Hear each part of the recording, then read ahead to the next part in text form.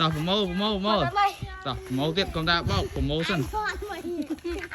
tao của mô youtube sân tao bốc ba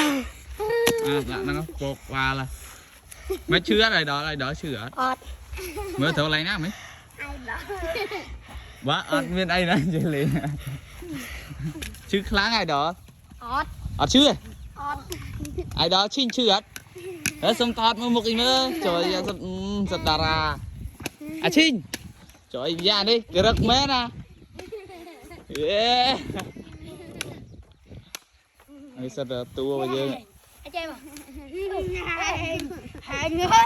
nhỏ xanh quay cho thầy lại cái lần này nhỏ xanh